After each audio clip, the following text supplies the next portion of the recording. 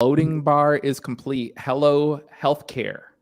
Hello, LinkedIn. Hello, YouTube. However you're consuming this content. Hello, if you're consuming it right now in the live setting or a little bit later. We are happy that you're interested in this subject and joining us. What we're going to discuss today is there's a lot of conversation around investing in the consumer, how to identify how much to invest in acquiring and retaining our consumers and patients. And there's also, and at the same time, there's talk of what can healthcare learn from other industries. Customer lifetime value, CLV, set of metrics aimed at identifying value of relationships, identifying likelihood of retention versus churn. These are metrics that have been heavily embraced in so many other industries, but it's really apparent. There's been some false starts in the past within healthcare, but healthcare is really just catching up. And hello to the person who just said hello too. Thank you. So to help with this thinking, to help bring a lot of this knowledge into healthcare, we've actually reached out to Daniel McCarthy, who is a co-founder of ThetaCLV and also a marketing scientist and professor at Emory University, and didn't coin the term customer lifetime value, but a lot of the stuff that he's done, like he and Peter Fader, who I encourage you to look up on YouTube and see some of his talks on lifetime value as well. But a lot of the things that you're seeing industry doing at companies like Shopify, Etsy, a lot of big industry is driven by a lot of the research that they've put out together. So big history that we're going to get into a little bit later. But Dan, just wanted to give you a chance to say hello. Yeah, thanks so much for having me. Great to be here, and looking forward to talking CLV and healthcare. Fantastic. And so Dan works across many other industries, including some healthcare background as well. But what we can gain from this conversation and learn here is the perspective of those industries and married in with healthcare. And to round out that healthcare angle, Mike Leonard, CEO of Symphony RM, who's been leading and guiding our efforts since 2014, especially with big health systems such as Intermountain and even community health systems like Griffin Health, like basically a wide range of healthcare background, to kind of take these broad industry learnings into healthcare related chunks that you might be able to go out and execute on today. But before we get into it, Mike, I wanted to give you the chance to say hello too. Hey, good morning. Really excited to be a part of the conversation this morning. When we started Symphony RM, the whole point was to help health systems unlock the lifetime value of the customer relationships that they had. A lot of times we're just focused on the next transaction, the next appointment, the next encounter, when really there's an opportunity to focus on the full lifetime journey that you're going to have with their patients, with your members, with your customers. So couldn't be more excited to have Dan here to have the conversation this morning. Appreciate that. The intro and the folks shouting us out down in the chat. Keep that energy going. I'm loving seeing an international audience here. I'm over here in Dan and I are in Atlanta, Georgia, but we have people all the way from Qatar, California, all joining. Keep the energy flowing. And as different things come up, as different topics come, the reason we have Mike and Dan here is so that you can address your questions right away. So there's extensive research and publications, videos on YouTube and podcasts that you could listen to and watch and all that. But here, if you have questions, you're able to get them answered from the experts live. So we're really excited about any kinds of questions or stories you might have on customer and patient valuation.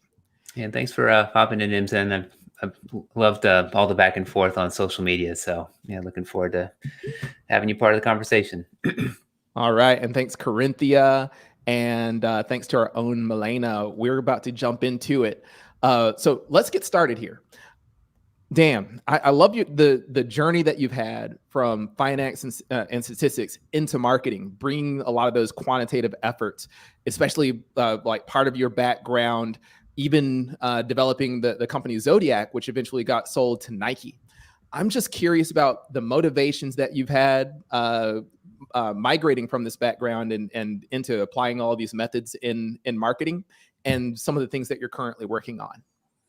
Yeah, so a lot of the earlier work that I had done was basically, it kind of stemmed from my background in finance. Yeah, so I graduated from Wharton and the School of Engineering, but I was kind of a Wall Street person at heart, and so I'd spent about 6 years working at a fundamental based hedge fund, and so we were all about projecting out revenues, understanding competitive drivers, obviously how revenue flows through into profitability, and then using that to drive our estimate of how much firms are worth.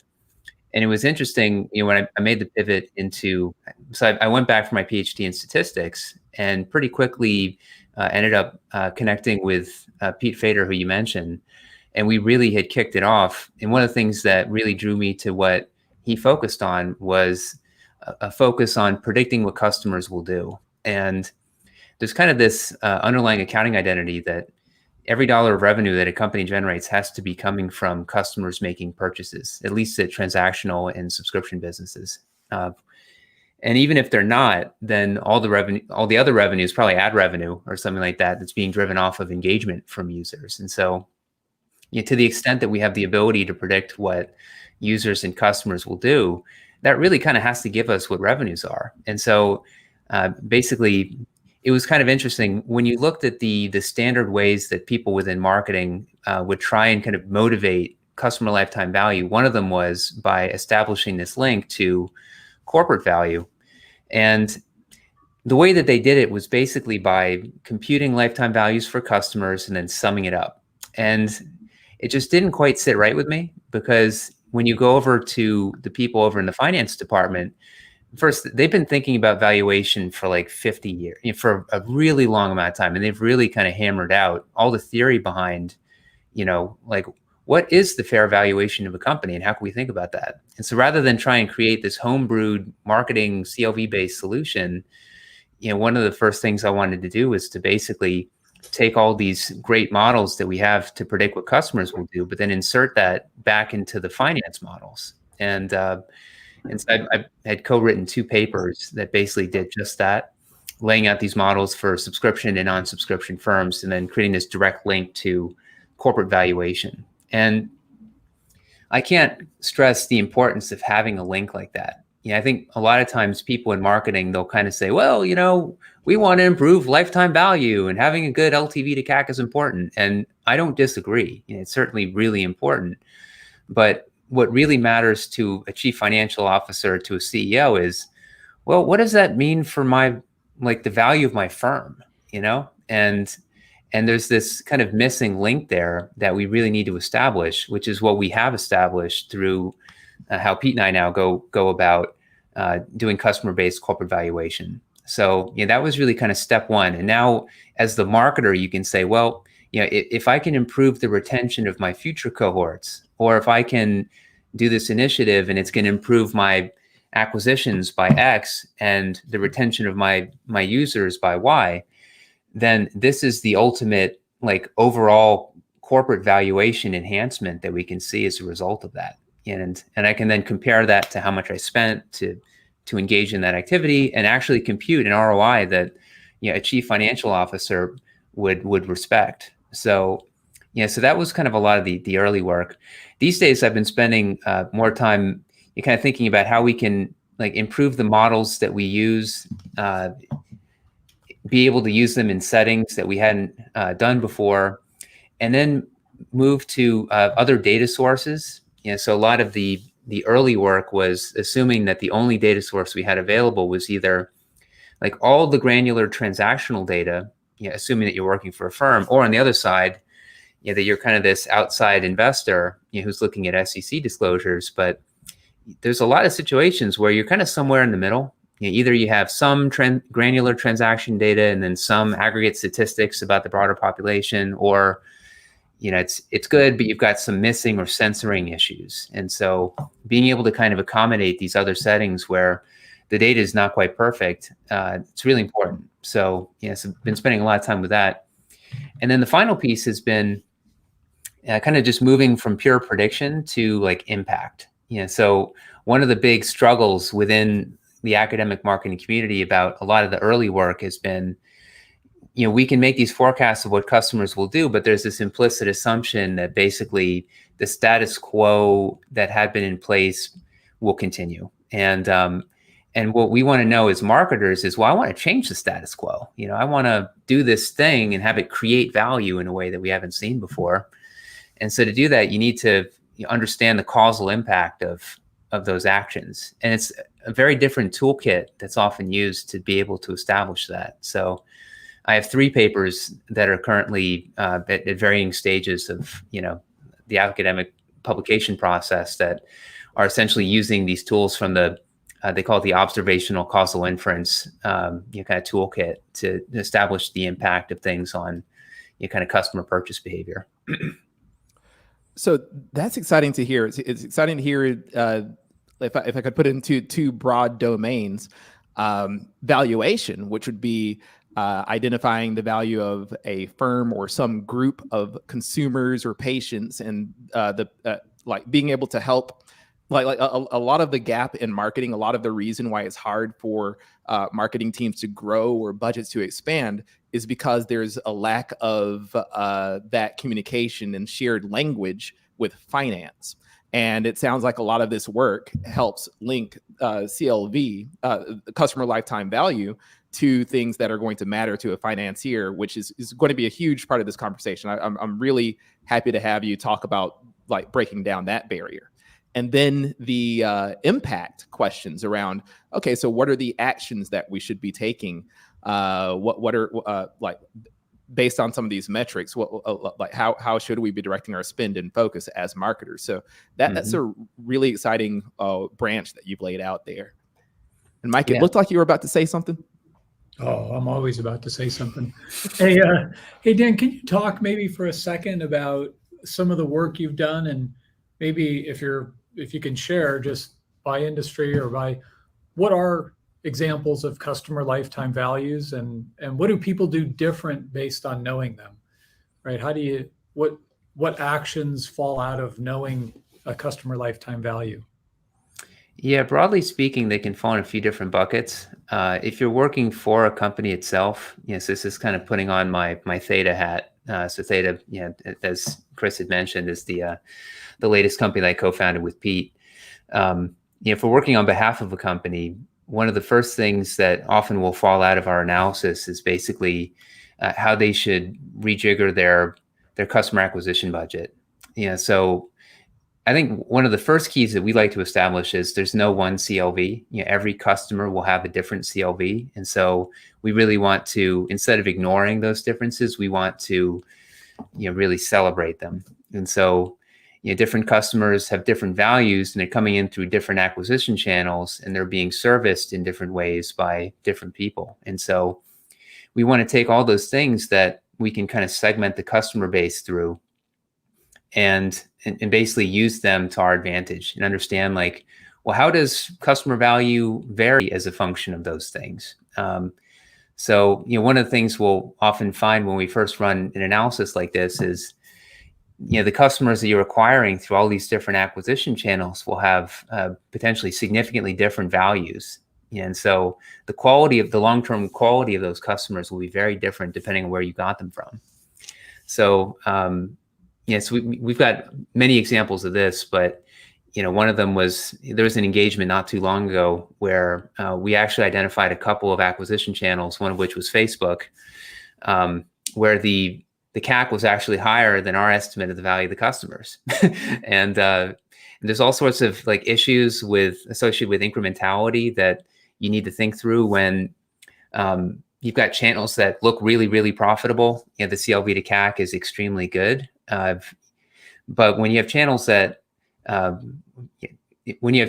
which CAC is higher than how much customers are worth after they've been acquired, you really don't have to think too hard about what you should do next, which is basically save that budget, don't spend it on that channel, and either keep it for yourself or redirect it back into some of those other channels. So that's usually kind of playbook step number one is let's take all those other, whether it's acquisition channel or whether they came in through a physical store or whether they made an online purchase, are they digital or not? Let's look at the first product that they bought, whatever it is, take all those things that we know and and basically look at CLV by those things across acquisition cohorts, and use that to decide how I should reallocate my budget. Should I be emphasizing stores more than online, et cetera, et cetera. The second broad category is customer retention.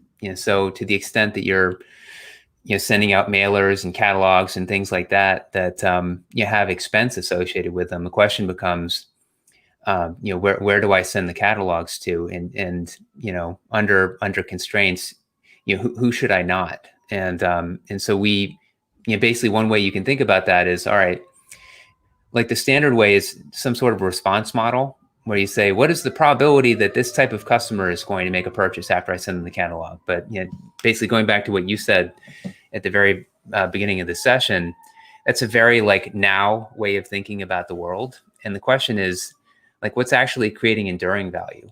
And so usually, you may be prone to getting an order from someone if you send them a catalog, but oftentimes you'll get a post-promotional dip, because you just pulled forward some of their demand. And the question becomes, where did I actually get like long-term value? And so usually we'll, kind of run some sort of an experiment that's not dissimilar from what you would do with a properly implemented response model. But we'll kind of wait until the dust settles. We'll compute the CLV of a customer before we sent out the catalogs, and then compute it again after the dust is settled, after we sent out the catalogs, and compare the two, and then just look and see, where are we getting lift in CLV? So yes, I know that's kind of a pretty specific example, but you kind of broadly speaking, acquisition and retention are the two big ones. Obviously, I'd be remiss if I didn't mention kind of the other form of acquisition, which is company acquisition. At Theta, that's kind of what we're all about. Is we'll help post acquisition as well, but we actually help PE firms think through whether they should acquire whole companies. And so, you can kind of, again, apply the same sort of way of thinking about the world, but you're kind of taking it one level up to the level of overall companies, as opposed to how you can kind of manage the customers within them. Thank you. And I got a question from the audience from Steve Wood that I think will kind of help lay out kind of like the unifying principles, or like the basics on where you come from a CLV perspective. So just in general, factors that are important in establishing customer lifetime value.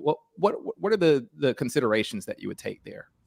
Biggest one of watch what they do, not what they say. So we're all about actually looking at their monetary, like basically looking at their actual purchase behavior, and having that be one of the big things that we'll look to glean from. So, a lot of people, they'll focus on demographics and psychographics and age, things like that. And it's not to diminish the importance of those things, but you have a lot of people that, they fall within the same persona bucket, but have dramatically different values. And so, really the thing that we want to emphasize is when you actually look at how people spend, or in this case, kind of engage with the healthcare system or whatever service it is that we're talking about, how is that varying across the customers? And if you have the ability to observe those customers for a long enough period of time across a large enough group of customers, you'll do a very good job at being able to predict what they'll do in the future. So you'll probably get 90% of the way there just by squeezing all the juice that you can out of that behavioral data. If you want to layer in the other data as well, that's great. But oftentimes, it's somewhat secondary in importance and is a bit duplicative when you have the behavioral data as well. Where the demographic data can become more valuable is when you move to customers that you have very little transactional data for. Because it's as if someone just showed up in the system. You say, all right, here I am. You might have seen one purchase, but that's it. And so there it becomes trickier. And so we'll spend a lot of time basically thinking about how we can best marry the demographic or whatever information we have about the young customers with the trends that we can see across the customers, leveraging what we know about the older ones. So it's probably more than you wanted to know, but that's generally kind of how we think about it.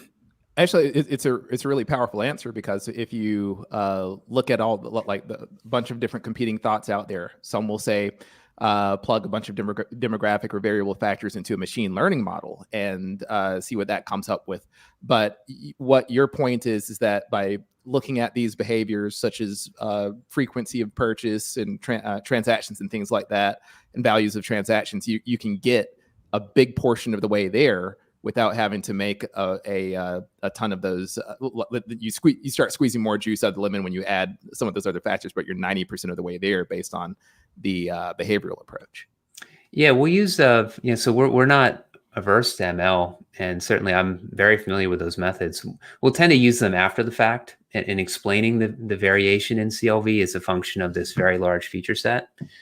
And it kind of speaks to this philosophical question of like, well, when is machine learning really, really useful? And it's most useful when you have labeled data. So you have your outcome of interest and it's clearly labeled, and you have this really, really large set of X variables, all the different features that you have for each person. And, for one, there's the issue that, oftentimes you'll have a lot of missing data. And so it just becomes a mess to be able to incorporate that full forest of X's into your model. But even if you had a pretty clean set of X's, when we're thinking about lifetime value, you don't actually have your Y variable. So, unless the person has physically passed away, oftentimes you don't know whether that person is going to make another purchase in the future. And so, so the fact that we don't have a Y variable makes it more difficult to use those models, at least straight out of the box. Our methods, we explicitly account for and are perfectly fine with the fact that the data is what we call rate censored. That we haven't necessarily observed the full lifetime of customers, but we can still give you our estimate from them. And I think we probably have varying levels of mathematical background on the call, but basically, when we say rate censored, and when what we're really saying is that customer lifetime value, we don't know when that, especially in retail and without contracts, within healthcare, most of the time we're not contractually obligated to go to the health system, so we don't know when that relationship, when that retention ends. So it makes the calculations that much more difficult. Yeah, sorry. Thanks for keeping me on Earth. And actually, the ironic, or the nice thing is, a lot of the models that we use, actually, they have their origins in the actuarial sciences to predict, physical mortality. And so these are the sort of models that may be more popular within the health sciences because of the prominent role of mortality there. And again, it's the same analog. Someone hasn't died yet, and what you want to know is, what is the likelihood that they'll pass away at different ages? And so, we don't get to observe that, but we need to infer it. Great. When I started the conversation, I said, hey, healthcare is behind. Healthcare needs to learn from other industries. We're behind. A lot of these models, are coming from healthcare. So it's kind of coming full circle. So we need to catch up on, or at least insurance. But stuff. Yep. So a question that we had was kind of, there are organizations that are good at this and bad at this. There's organizations that have had well-performing methods that have led to great decisions, and other approaches that haven't worked out so well. Could you talk about the differences between those types of organizations, or more broadly, if you're going to CLV, the kinds of pitfalls that you should be aware of and avoid? Yeah, it's not like you can just kind of snap your finger and then, just magically it all happens. First, you need to be instrumented properly, and you need to have the right culture in place. And you need to be set up from an organizational standpoint to really be able to do this sort of thing. So it's one thing to say that we care about customer lifetime value. It's quite another to actually be able to measure it reliably. And you can't measure it unless you've got a well-functioning CRM system, you've got customers tagged reasonably well. So thankfully in the healthcare system, hopefully we should have reasonable customer identifiers, but even there you might have some issues because of HIPAA compliance and privacy issues. So first, can we actually calculate customer lifetime value? do we have the data to be able to do it? And if you don't, then you have to invest in CRM systems, which can be quite expensive. So, so that's just an investment that you need to make.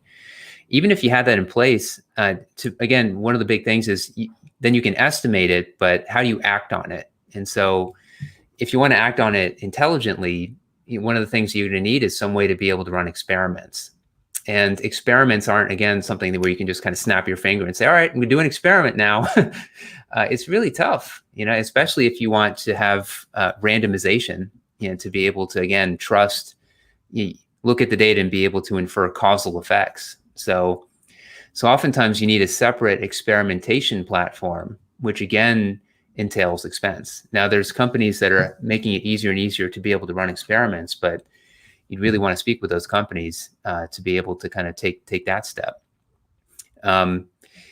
If your company is organized along product lines as opposed to around key customer accounts and segments, it's just going to be a bit harder because those product managers are going to be territorial. They're going to care about, number one. So that they want to make sure that their specific product line is doing as well as they can, even if that means cannibalizing other products within the same company's portfolio.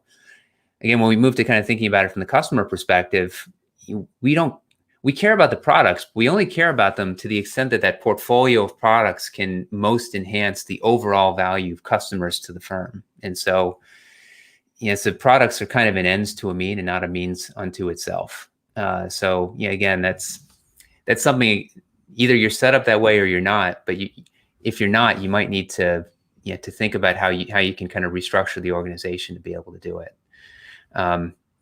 You might be a marketing manager who really loves these ideas. If you don't have support from the top, then it's also going to be difficult. So you're having executives at the firm who have bought into this, that can be really important. Those are a few of the issues that we've seen, as we've kind of been doing this, where you'll have people who like it, but, for one of a number of very, reasonable reasons, they're just not really able to kind of see it through and actually be able to create value as a result of it. But Dan, I might add that lifetime value done right drives engagement from the executive level. So I'll give you an example. A lot of companies I've worked with in the past, for instance, if you come to the conclusion that a customer could potentially be worth $2,000, well, that fundamentally changes what you're willing to spend to acquire that customer. And once you have a customer, if you thought the customer could be worth $2,000, you want to make sure you're doing the things to unlock that value, right? And a lot of times what I see when the marketing group is able to lay out numbers and then go to the CFO, go to the CEO and say, look, here are the hard dollars in terms of opportunity that we're leaving on the table by not engaging. Can we have the money to go engage? It forces or creates opportunities for decision, but maybe even more powerfully, it forces and creates discussion around, is that the right calculation? Right? And I'll give an example in healthcare.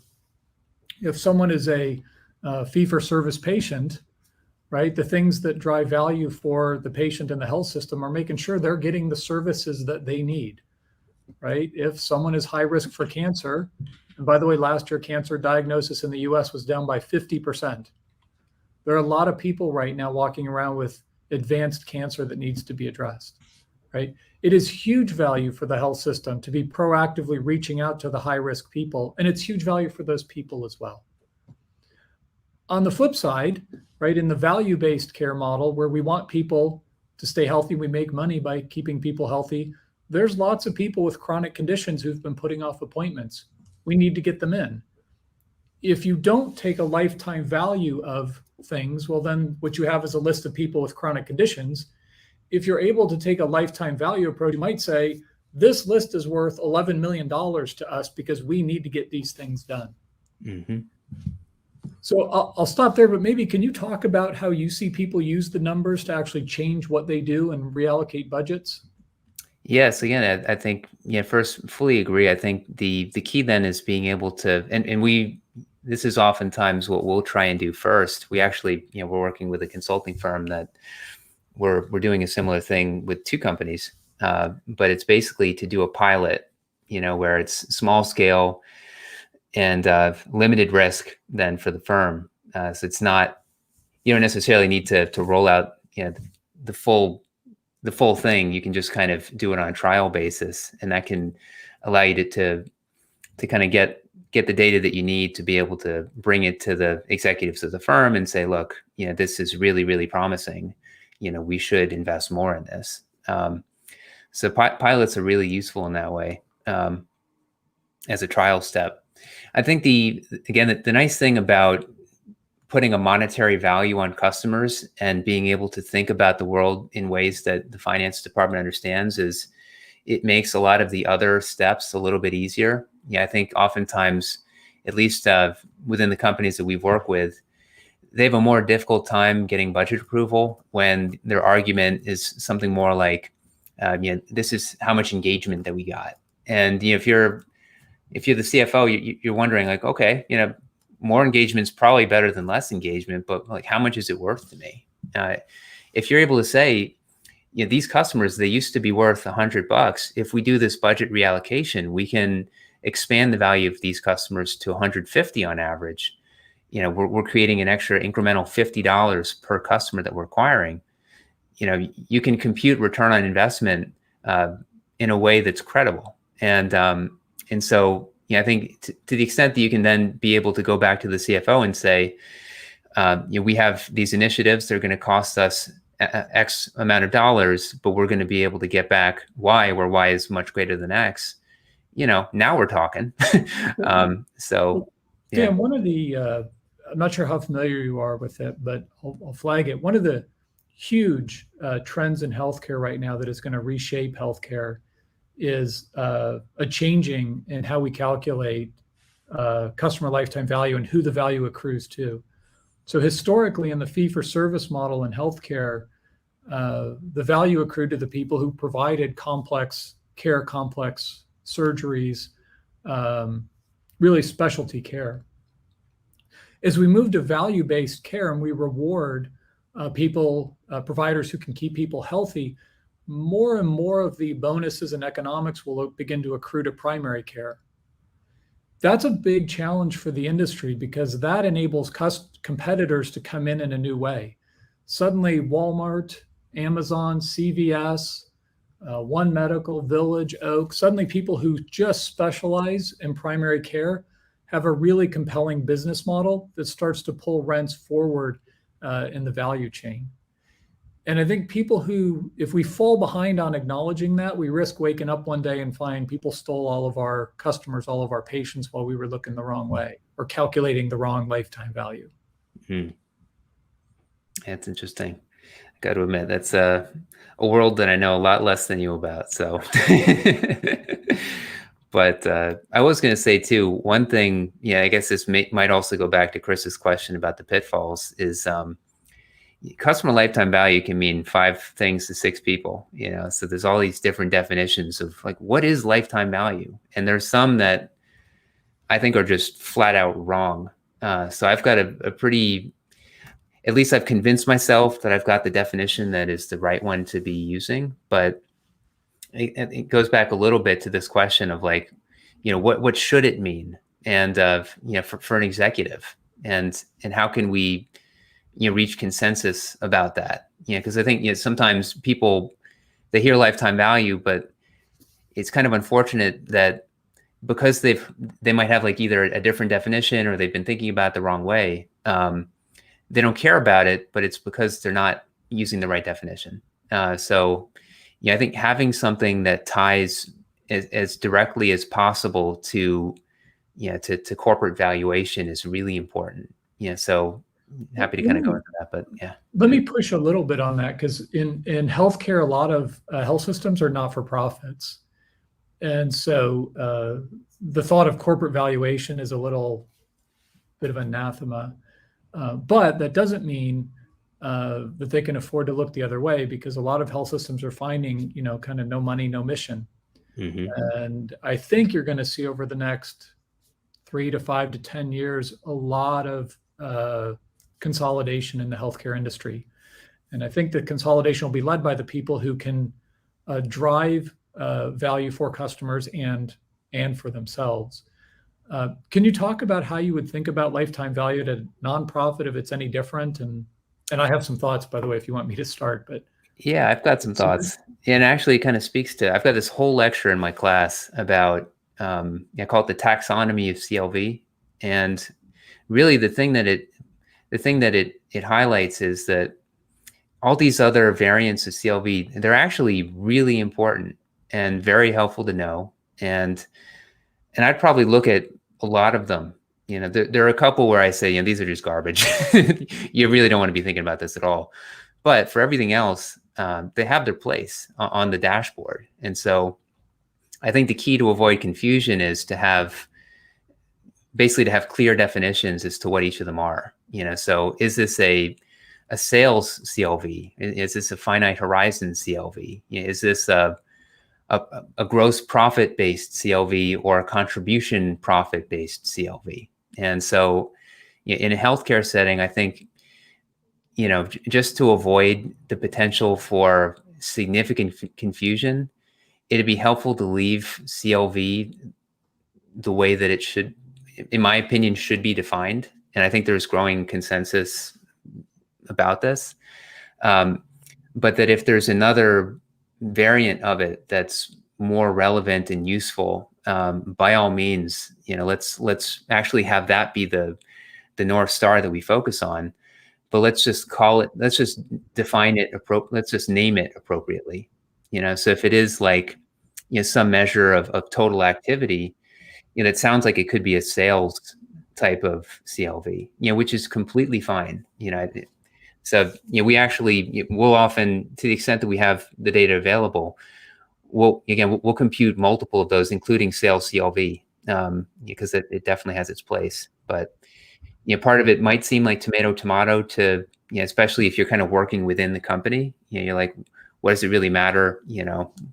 We know that this is most important to us, but especially when you start thinking across companies in different settings, we're speaking with the regulators as well, like FASB and the SEC, and it becomes extremely important for them because they need something that's going to, again, we want standardization of these measures and terms. And so if you had one definition for one industry, another definition for another, it becomes a mess. And there's no way that they could even recommend it, So we take this stuff seriously, but it's definitely, I think we're very much on the same page. But love to hear your thoughts.